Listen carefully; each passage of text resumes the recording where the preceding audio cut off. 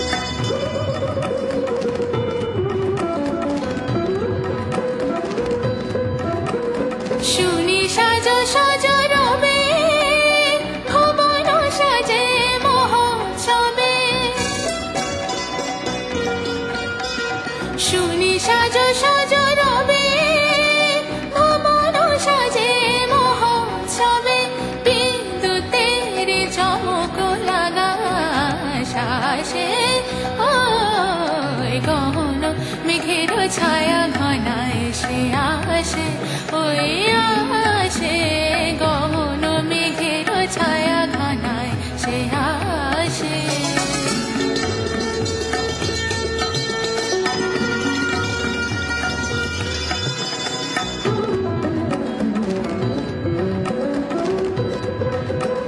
গুরু গুরু ডমার দেখা দিয়ে মাতিয়ে দিল সে আমাকে,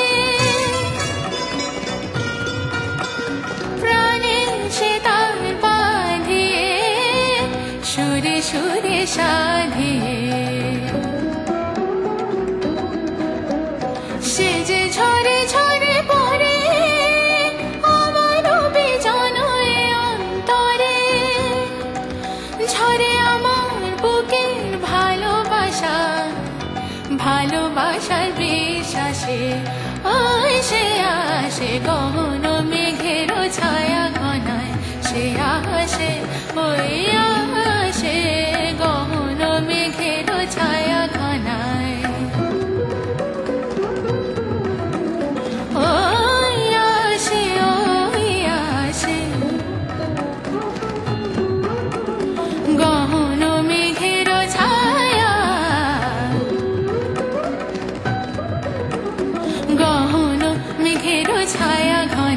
সে আসে ওই আসে গহন মেঘের ছায়া ঘনায় সে আসে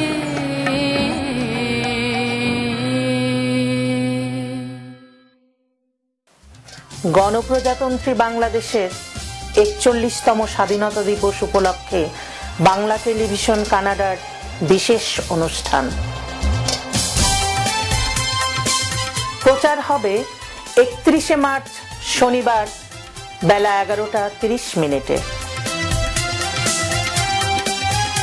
এই অনুষ্ঠানে কানাডার মাননীয় প্রধানমন্ত্রী the right honourable Stephen Harper এমপির বাংলাদেশের স্বাধীনতা দিবস উপলক্ষে একটি বিশেষ বার্তা প্রচারিত হবে। এই অনুষ্ঠান দেখতে গ্রেটার টরন্টোর দর্শকেরা চোখ রাখুন রজার্স কেবলের চ্যানেল 10 এবং 63-তে। এছাড়াও যে কোনো সময়ে আমাদের অনুষ্ঠান দেখতে লগ অন করুন banglatelevision.net-এ। দেখছেন বাংলা টেলিভিশন কানাডার অনুষ্ঠান। পৃথিবীর যে কোনো প্রান্ত থেকে যে কোনো সময় আমাদের অনুষ্ঠান দেখতে লগ অন করুন banglatelevision.net।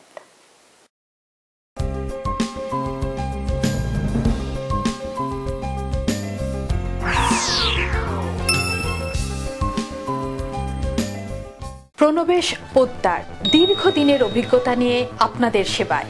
আরইএসপি লাইফ ইন্স্যুরেন্স, আরআরএসপি নতুন ইমিগ্রেন্টদের প্রাথমিক সেটেলমেন্ট। আমি প্রণবেশ, আপনাদের সেবায় সবসময়। 3028 Danforth avenue.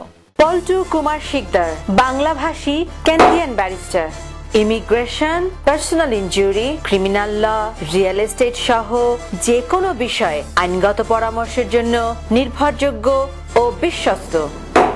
Bangla media, Bangla বই, পত্রিকা, গানের সিডি, নাটক ও সিনেমার বিপুল সমাহার। ড্যানফোর্থ ও ভিক্টোরিয়া পার্ক এলাকায় বাংলা মিডিয়ায় সাদর আমন্ত্রণ। 3000 ড্যানফোর্থ অ্যাভিনিউ, টরন্টো। বাড়ি কিনবেন? সে অনেক ঝামেলা। আমি আপনাকে সাহায্য করব। সঠিক বাড়িটি কেমনে খুঁজে পাবো? আমি আপনাকে সাহায্য করব। মর্গেজ পেতে তো অনেক সমস্যা। আপনার মর্গেজ সমস্যা সহ বাড়ি কেনা বেচার যাবতীয় পরামর্শের জন্য সাজ্জাদ একটি বিশ্বস্ত নাম।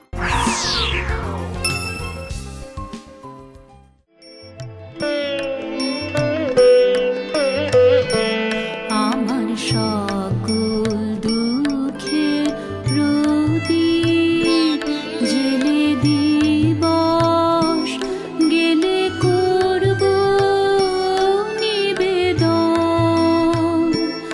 আমার ব্যথার পূজা হয়নি সমাপন আমার সকল দুঃখের প্রদীপ জেলে দিবস গেলে করব নিবেদন।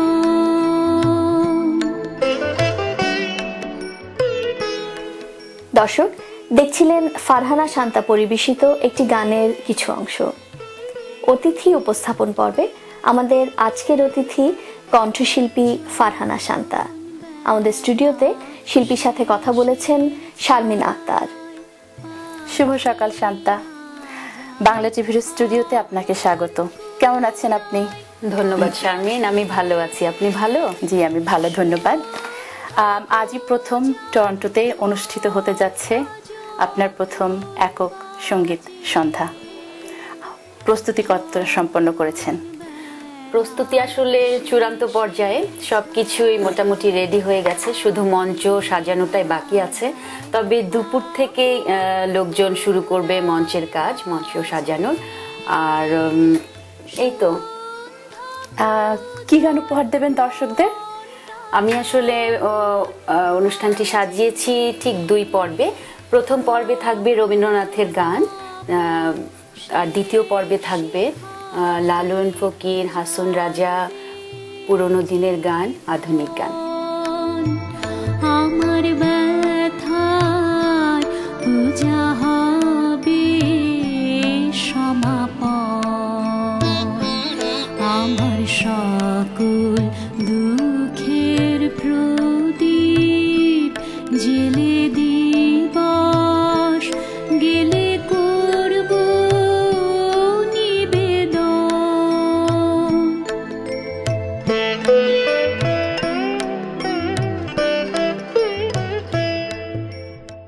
সঙ্গীত সন্ধ্যা এবং সাধারণ সাংস্কৃতিক অনুষ্ঠানের মধ্যে একটা সুনির্দিষ্ট পার্থক্য রয়েছে। একক সঙ্গীত সন্ধ্যায় শিল্পীর কাছে দর্শকের অনেক চাহিদা থাকে এবং যেটা কিনা শিল্পীর জন্য একটা অনেক বড় চ্যালেঞ্জ। প্রশ্ন, আপনি এই সঙ্গীত সন্ধ্যার জন্য কতটা প্রস্তুত? অবশ্যই একটা বিশাল বড় পার্থক্য আছে। আমি তো মনে করি যে এক সাধারণ সাংস্কৃতিক অনুষ্ঠানে যেটা হয়, একজন শিল্পীকে 2 থেকে 4টা হার্ডলি 5-6টা গান গাইতে হয় এবং অনেক শিল্পী সেখানে থাকে, যার জন্য প্রেশারটা কমে যায়।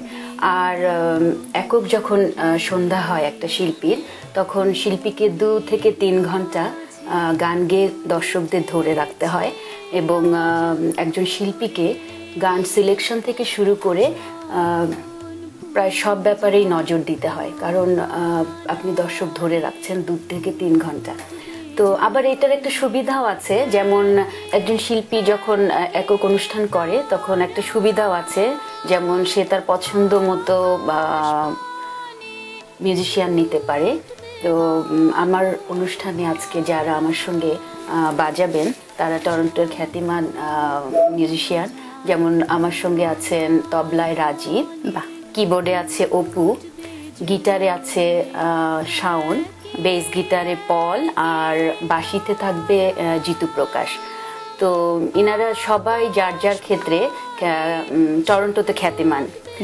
আর মনে হয় আমি যতটা সম্ভব চেষ্টা করেছি নিয়মিত ওদেরকে নিয়ে বসার, তো আশা করি দর্শকদের নিরাশ হতে হবে না।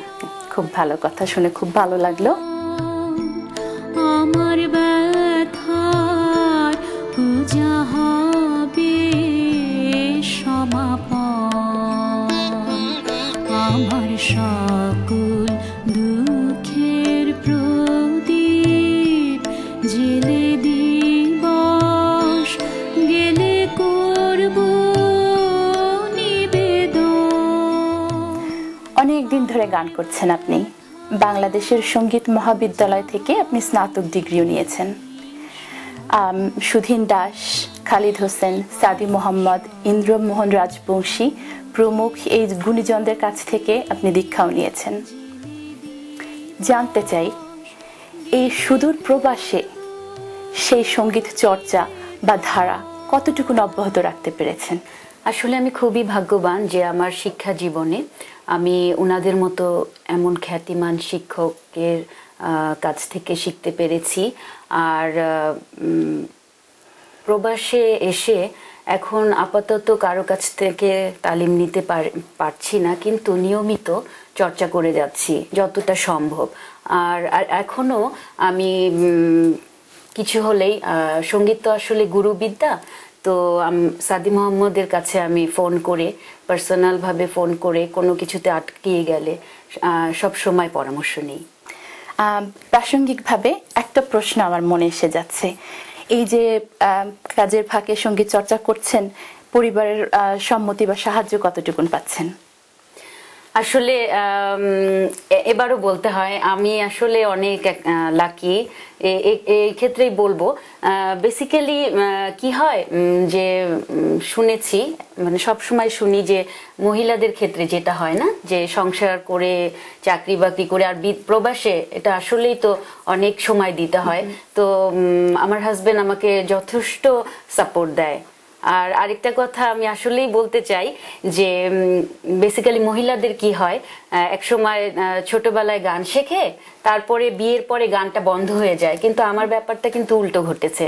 আমার ছোটবেলায় আমি গান করেছি প্রচুর, এবং মাঝখানে কিছুদিন আমার গ্যাপ ছিল, হ্যাঁ, এটা ফ্যামিলিগত কারণে, কিন্তু বিয়ের পরে আবার শুরু হয়েছে। প্রবাসে সঙ্গীতকে পেশা হিসেবে নেওয়া এটা প্রায় একটা অসম্ভব ব্যাপার। কাজের ফাঁকে গান, এটাই এখন পর্যন্ত আমাদের বাস্তবতা এখানে। তো এই প্রবাস জীবনে সঙ্গীত চর্চা বা সেই ধারা আপনি কতটুকু ধরে রাখতে পেরেছেন, বা গানকে আপনি কত দূর নিয়ে যেতে চান? আসলে আপনি ঠিকই বলেছেন, প্রবাসে সঙ্গীতকে পেশা হিসেবে নেওয়া আসলে একটি এখনো পর্যন্ত অসম্ভব একটি ব্যাপার। তবে আমি আমার ক্ষেত্রে বলবো যে এখানে তো অনেক সংগঠন আছে, তো আমি কিন্তু নিয়মিত ডাক পাই, হ্যাঁ, গান পরিবেশন করার জন্য।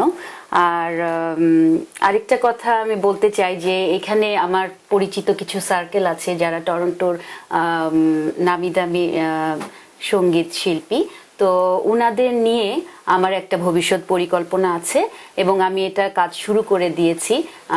আমার পরিকল্পনাটা হচ্ছে যে 2-3 মাস অন্তর অন্তর আমি একটা ওয়ার্কশপের ব্যবস্থা করব। এই যে ওয়ার্কশপটার কথা বললেন আপনি, এটা কি ধরনের ওয়ার্কশপ আমাদেরকে একটু বলবেন কি? আসলে এটা ওয়ার্কশপটা হবে যে সেখানে আমরা যারা সিনিয়র আর্টিস্ট আছি, জুনিয়র আর্টিস্ট, সবাই একসঙ্গে বসে গান করব এবং এক একটা গানের যেমন গায়কী আলাদা থাকে, এই যে মেজাজটা আলাদা থাকে বলুন, তারপরে উচ্চারণ, হ্যাঁ, সবকিছু মিলিয়ে তাল লয়, তো এগুলো যখন আমরা শিল্পীরা গান করি তখন দেখা যায় যে এগুলো নিয়ে আমরা কথা বলবো যে কিভাবে ইমপ্রুভ করা যায়, বা কারো কোনো আইডিয়া থাকলে যে আচ্ছা এটা যদি এরকম করা যায় কেমন হয়, তো এটাতে অনেক কিছু শেখা যাবে। হ্যাঁ, তো এটা আমরা করব। আর এই তো, অত্যন্ত সুন্দর একটা ব্যাপার আপনি শুরু করতে যাচ্ছেন। তো আপনার এই এত ব্যস্ততার মাঝেও আপনি যে আমাদেরকে সময় দিয়েছেন, কষ্ট করে স্টুডিওতে এসেছেন, এর জন্য আপনাকে অসংখ্য ধন্যবাদ। আপনার সুস্বাস্থ্য এবং সাফল্য কামনা করছি শান্তা। আপনাকেও ধন্যবাদ এবং বাংলা টিভিকেও আমার আন্তরিক ধন্যবাদ। সবাই ভালো থাকবেন। আর একটা বিনীত অনুরোধ, আমার জন্য দোয়া করবেন, আমি যেন আজকে সুন্দর করে ভালো করে আপনাদের গান শোনাতে পারি। আমার সকল দুঃখে প্রদীপ জেলে দিবস গেলে। ফারহানা শান্তার একক সঙ্গীত সন্ধ্যা, কণ্ঠে নিলেম গান। আমার ব্যথা মার্চের 3 তারিখ শনিবার সন্ধে 6টায়। এই অনুষ্ঠানের প্রথম পর্বে শিল্পী গাইবেন রবীন্দ্রনাথের গান। দ্বিতীয় পর্বে থাকছে হাসন রাজা, লালন ফকির, আধুনিক এবং হারানো দিনের গান। গেলে করব স্থান Saint Patrick Catholic school, 49 Felstead avenue, Toronto. আপনাদের সবার নিমন্ত্রণ।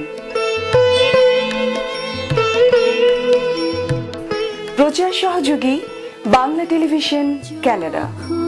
বেলা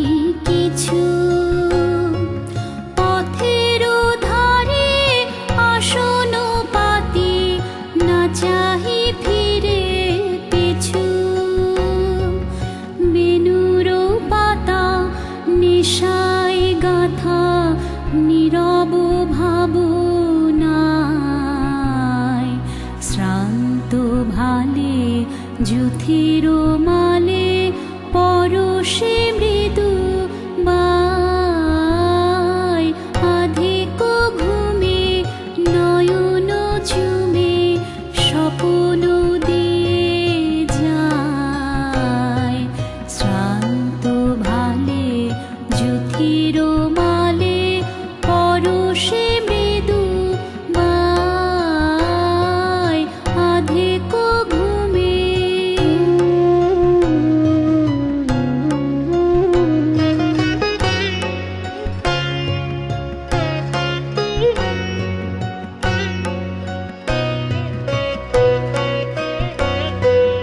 মেঘের খেলা গগন তটে অলস লিপি লেখা সুদূর কোন স্মরণ পটে জাগিল মরীচিকা জাগিল মরীচিকা মেঘের খেলা গগন তটে অলস লিপি লেখা সুদূর কোন স্মরণ পটে জাগিল মরীচিকা জাগিল মরীচিকা চৈত্র দিনে তপ্ত বেলা তৃণ আঁচল পেতে শূন্য তলে গন্ধ ভেলা ভাষায় বাতাসেতে চৈত্র দিনে তপ্ত বেলা তৃণ আঁচল পেতে শূন্য তলে গন্ধ ভেলা ভাষায় বাতাসেতে কপোত ডাকে মধুক শাখে বিজন বেদনায় শ্রান্ত ভালে যুথির মালে পরশে মৃদু বাই আধিক ঘুমে নয়ন চুমে স্বপ্ন দিয়ে যায় শ্রান্ত ভালে যুথির মালে পরশে মৃদু বাই আধিক ঘুমে।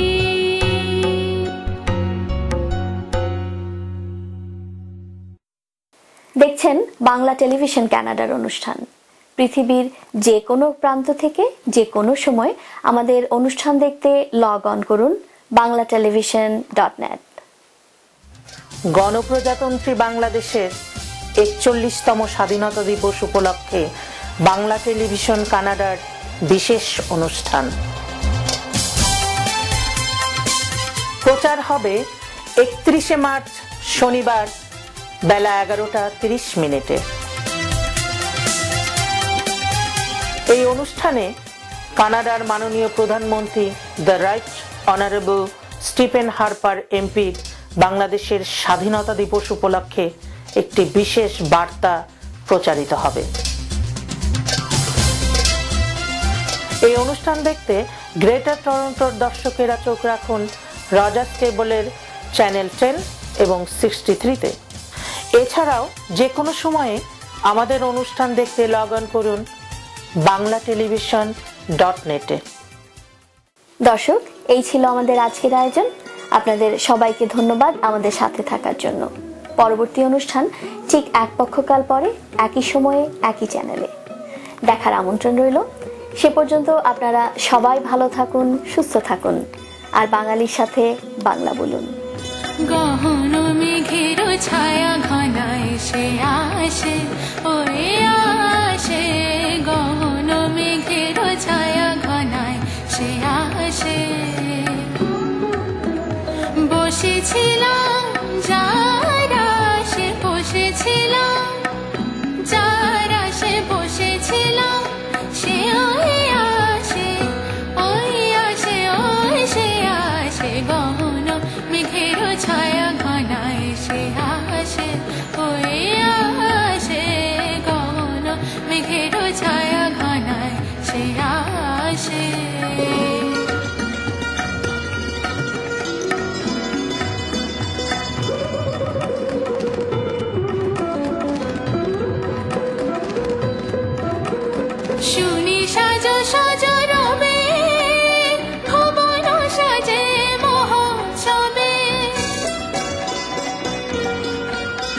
শুনি সাজো সাজো